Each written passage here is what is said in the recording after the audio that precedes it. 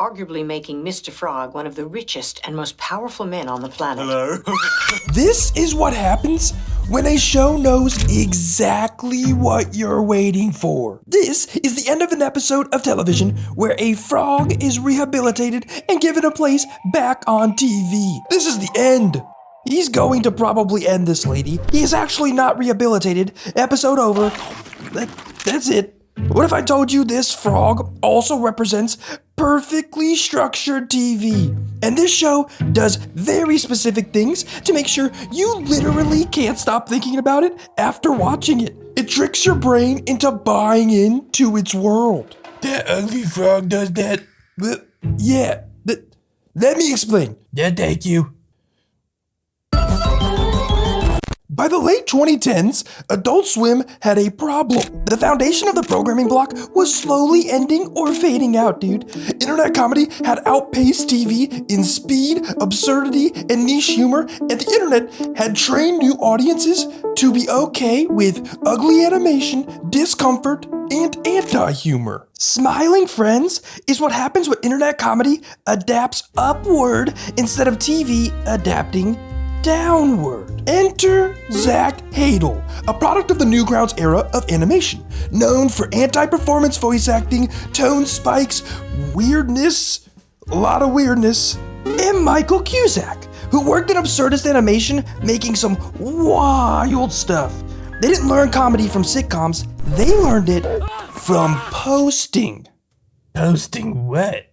They learned it from the internet. And that's where the structure of Smiling Friends comes from. By the way, for the record, you should probably knock or make yourself known next time you enter someone's place. Smiling Friends is boring, but only in its premise, and it's on purpose. On paper, it's employees at a company whose job it is to make people smile. It's not genre parody. There's no satire hook, no sci-fi gimmick. It's this neutral premise that allows the show to shift tones constantly, drop any type of joke, and introduce any character they can think of. It's the same way The Office is about paper, dude. Home Movies is about home movies. Regular Show is about park maintenance. Boring jobs are vacuum chambers for comedy. And the dialogue matches perfectly. My job is boring. My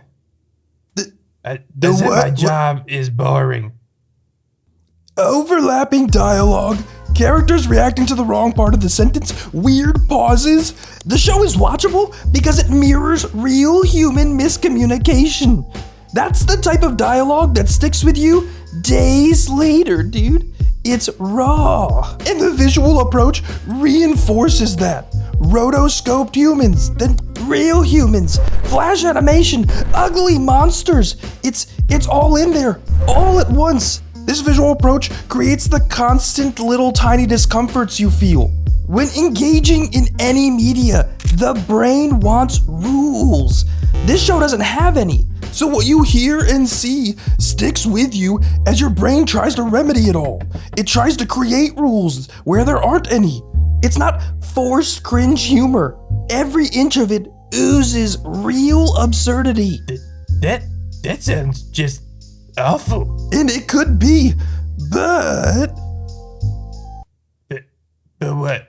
This probably should collapse on itself. In fact, the structure of many absurdist shows collapse because of chaos fatigue. There's no tone control. Smiling Friends avoids this completely. It keeps its episode lengths tight. If a scene is running too long, it cuts it off.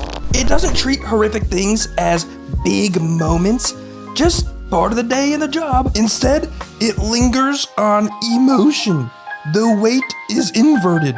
This levels the chaos, and in this way, it trusts you. It's surprisingly non-ironic, and its characters are weirdly competent, dude. It trusts you to sit with the awkward, to trust them, not to be rewarded with a gag every second. It's actually quite sincere. Its emotions are never the butt of the joke. So balance is always there with the chaos. It's synthesizing the Newgrounds chaos with sincere emotion. That frog is doing all that. I don't buy it. I don't buy it. Not only is he, but he does it all in one episode, dude. Mr. Frog is a perfect example of this show's near flawless structure. A short film of sorts. Open with the problem that is relatively grounded. Mr. Frog's career collapse. The guy set out to solve it. And we're immediately set into a tone that is completely off. There's no moral framing here because the show doesn't want to tell you how you should feel about its characters' actions. It just goes. Middle act, we attempt to solve the problem. Reveal deeper dysfunction. Escalate with traditional plot instead of random escalation. They don't reform Mr. Frog, they rebrand him.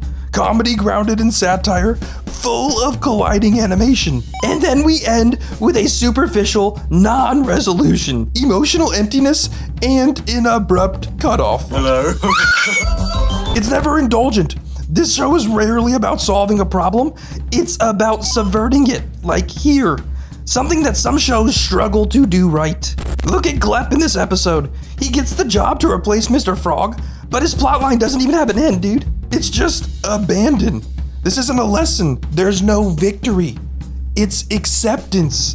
That's something television structure rarely succeeds at. That sounds like bad show structure, actually. It's not. It just feels different. Smiling Friends understands that TV doesn't need to be about moral grandstanding and emotional payoff, because life isn't about those things. Most things just end, and not the way we want them to.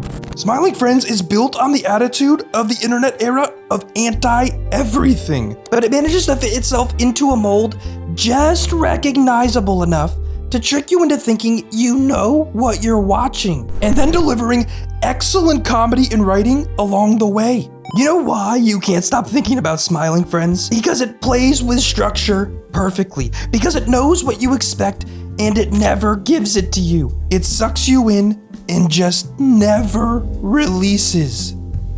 That's what makes it great. Oh, honey, that sounds a lot like my... I'm Dewey. We're best friends now. And this has been